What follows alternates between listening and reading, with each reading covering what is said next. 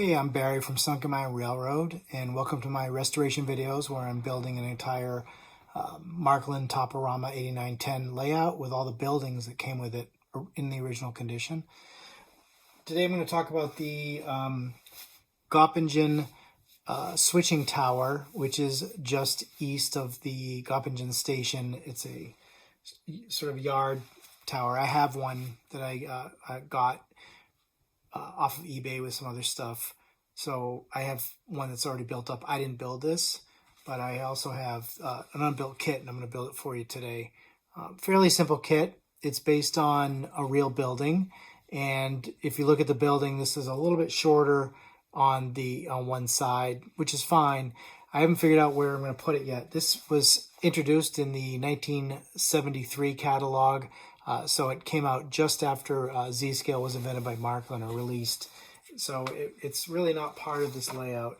But if I was going to put one on here, I would put it right here next to this because it's near the siding. Or I'd replace this. This has two Darnall stations, which I always thought was a little odd. But they only had 4 buildings in 72. So this is what they improvised with. And they did a really good job. But the switching tower is definitely going to go probably somewhere here, just in front of the yard. And it'll look good there, and I'll modify the layout. So here's the kit. It's pretty tiny because it's Z-Scale. Let me open up and show you what's in the box. This is one of the earlier packages. It's got the illustration on it. There's no photograph.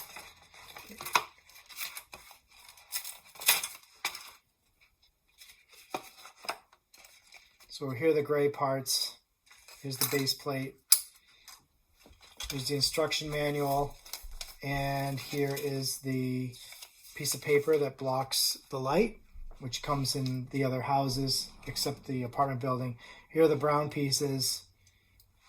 And they use a lot of the same plastic. This one, the plastic is really an off-white or a cream color. It's not a bright white. It's unique to the kit. And then here's the clear parts. So what I'm going to do is I'm going to do what I did with the other kits. I'm going to put the walls together in the windows and then paint this.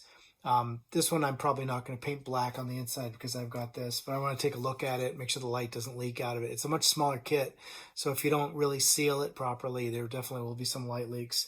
And then I'm going to take a look at the prototype and see if I can put some prototypical details on here. There is here it is.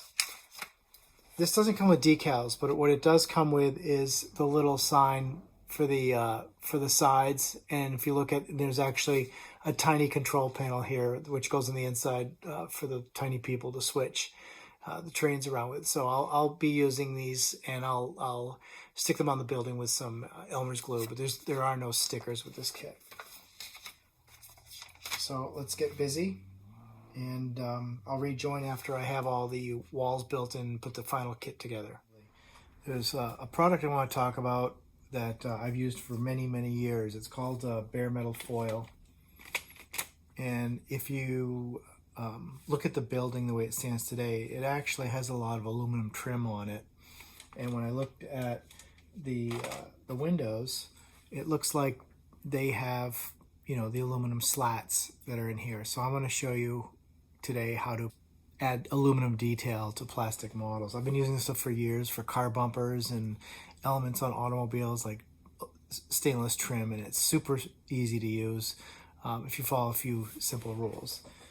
A couple tools you're going to need really for this are Q-tips and a really sharp X-Acto blade, and this is not it. So it works best if you just keep an eye on this. What happens is if the X-Acto blade isn't sharp, then it's going to drag across the foil. It's actually aluminum foil with an adhesive on it. It's very thin. And what you do is you cut out a piece of it, burnish it down on the plastic, and then cut away the parts, the pieces, and the elements you don't want silver. So this isn't something I've gone over in a previous video. So take a look at this and I'll show you how to do it. So it all comes in a little envelope. It comes in a couple different textures. Again, they're not paying me for this. It's just a product I happen to like to use. And there's a bright silver aluminum one. I chose the matte aluminum one. I'm going to use this on the station as well when I do the station to give it some extra detail. And yeah, this has a big, huge wrinkle through it. And my hobby store only had one piece of it. And based on what I'm going to use, this is fine. This stuff, I've had pieces of this have lasted me for years. So this is actually quite a bit of it, if you can imagine that. So I'm going to leave this on the tree because it's going to be a little bit easier to work with. And so what I'm going to do is I'm going to do the clear windows, and I'm going to do the aluminum detail. That's the sort of awnings above the windows. On this one, it's brown, and I just think it looks, like a toy. So the aluminum is going to make it really stand out and look nice. You're going to want to cut it out in the size that it's going to need to be. And this plastic looks to me like you cut this all out as one long continuous piece and then fold it over. So what I'm going to do is I'm going to cut it to the size of this entire piece.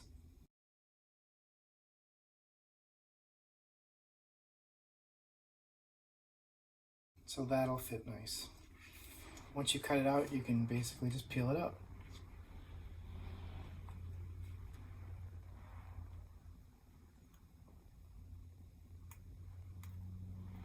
It's very, very, very thin material. And then we're going to lay it down over the detail.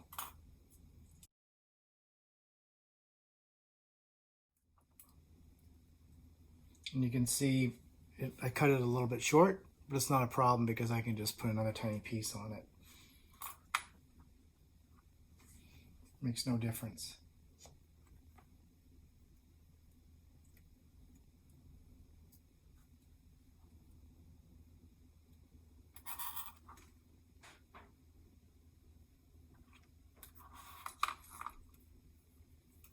So first you just burnish it down with my finger, and you can see all the details starting to come through. Now that's not really going to be good enough, and this is where having a Q-tip and working the bubbles out of it is going to be useful. And what I'll do is I'll cut the windows out of it. Burnishing it also can polish it, so if you want a shinier finish, you can actually polish the aluminum. But I would prefer to buy this shiny stuff, the shiny material, not the satin. But I want this to look like aluminum. And I could have done every little detail in this model with this material. It's really fun to work with, especially if you have a model that you wanted something chrome on it and it didn't come that way. It's just a really great way to add some aluminum and metal detail into a model.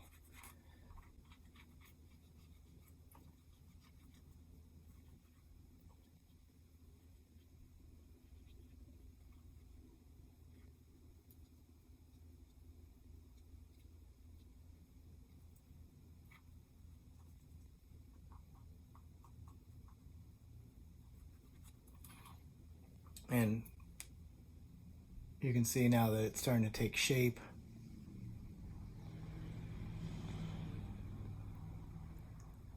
And it's going to look pretty awesome when it's done.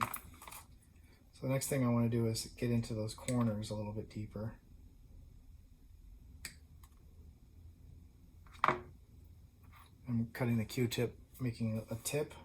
You gotta be careful not to tear this stuff, because you can tear it if you push it too hard. So this is really getting in now into the detail and the nooks and crannies of this thing.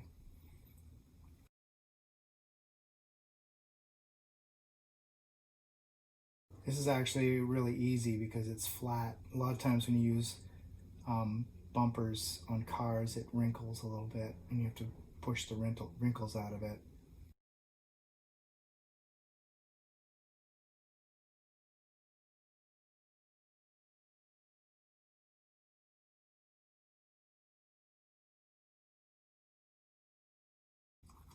You just burnish it until it looks good. Now the frames are what's going to stay, not the windows. So that's the area I want to focus on, is not the stuff inside the windows, but I want there to be good edges on those frames. And it is Z-scale. So there we go. Now I'm getting to where I want this.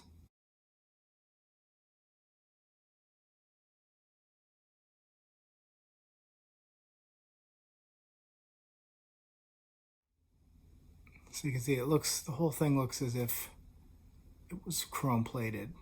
On the back side you can see the adhesive, but this looks really good now. So the next thing I'm going to need to do is, with a magnifying glass, I'm going to need to get in here and cut away these windows. It's going to be a little tedious, so I'll speed up the video. Before I do that, I'm going to do the little tiny aluminum door on this inside piece as well.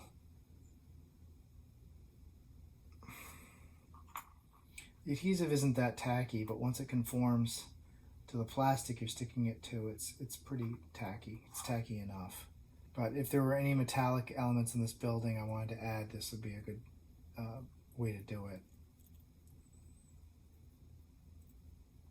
So here's the little door.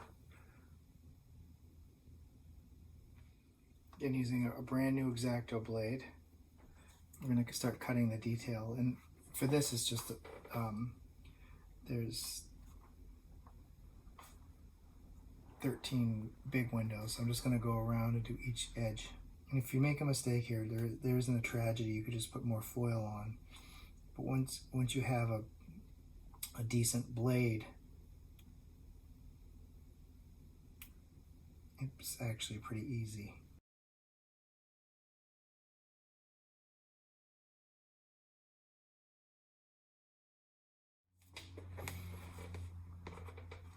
Okay, I've got the everything cut out here, and I'm going to start to remove the foil that I don't want.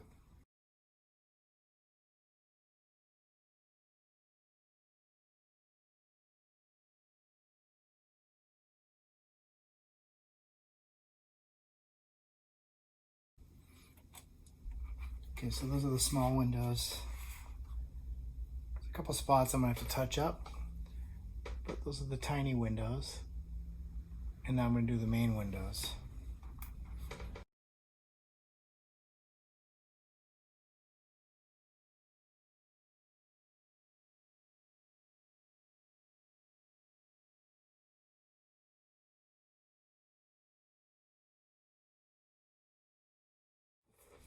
Okay, I'm pretty happy with the results. Here's the way it came out. And it needs a couple of touch-up spots, but if you look at it, it really looks like the windows are framed out with aluminum now. And you could have used some paint, but the foil really looks metallic. And honestly, for me to get in here with a tiny paintbrush would have taken me another hour. So get a fresh Q-tip and just start to burnish this down a little bit better. Again, just being careful I don't tear off what's already down. I can see 4 or 5 spots I'm going to touch up with the foil. And again, you can just cut tiny little pieces and just layer them right over the pieces that need the adjustment. I'm pretty happy with this. And that's pretty good. Now you can't even tell where the gaps were, and I'm pretty happy with that result. Okay, I'm pretty happy with the way this is coming out. Here are the aluminum parts that now look like they were done with chrome, and they came out really good. So, and then here's the windows, and everything is in really good shape. Next thing is putting the little decals on these. Here's the piece of paper. I've scanned this, so if I screw it up, I can print out another one. So that's a good idea to do that, because I'm not buying a kit for those pieces of paper. It goes on this. There's a little spot on these where those go, and they have to be cut out kind of at a precision manner. And then this side part, which would be right here, there's also a little space where that goes right there. And this guy doesn't have them. So you can see it's really yellowed with age. It's also missing a bunch of the details. So whoever built this, you know, either gave up or the details fell off. I don't see any glue on these. Some of it looks pretty ratty. So let's see if we can get this together in a nice way. So I'm going to cut out the piece of paper with my X-Acto blades, and I'm going to use a little bit of Elmer's glue to apply them to here where I want them to go.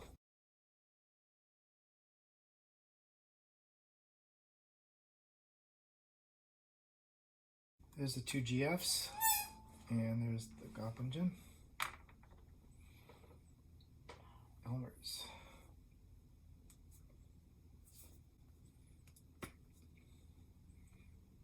Same deal, using a Q-tip, wipe a little bit on here, and it'll dry perfectly clear. You'll never see it.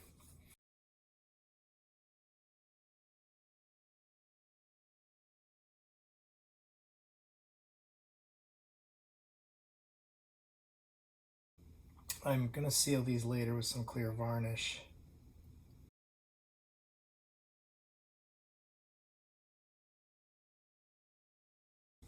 Alright, so there's the, again, those will dry, and I'll varnish them and they'll look like nice little signs. Here's the other one. So now I can begin to do my final assembly. This kit is different than the other kits. It has little tabs in it, so you don't need really quite as much glue as the other kits.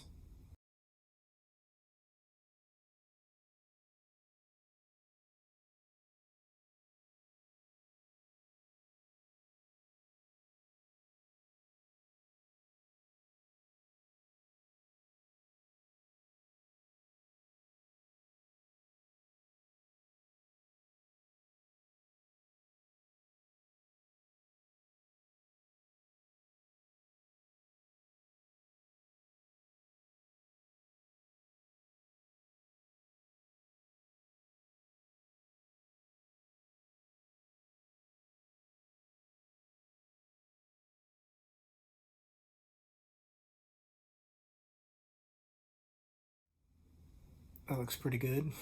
I put the little tiny tables and chairs on this thing because they're impossible to see.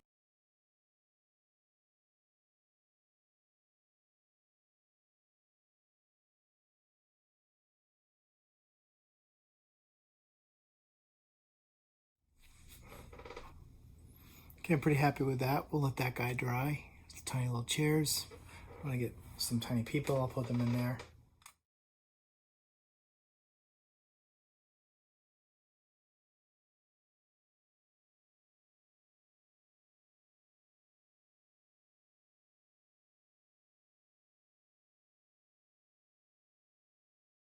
Okay, now some details I have to stick on this thing. There's these little, I guess they're mailboxes or something. These things are so tiny.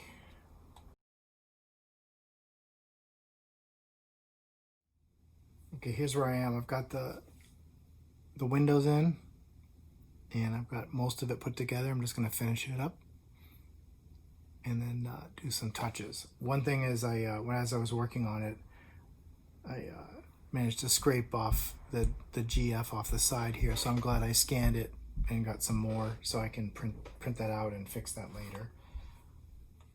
One thing I've noticed about this kit is that these little tabs on the bottom, I need to trim them a little bit. They're actually a little bit too fat for the slots that are right here.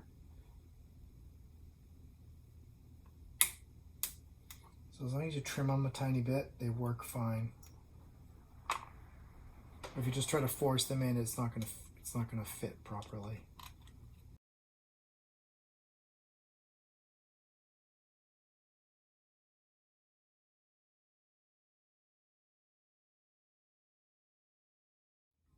And I'm not going to glue this down because later I want to add some people to this. So I'm just going to place this here. And then I'll glue it down after I put some people in there. So I'm just going to use the tabs on this and push them in.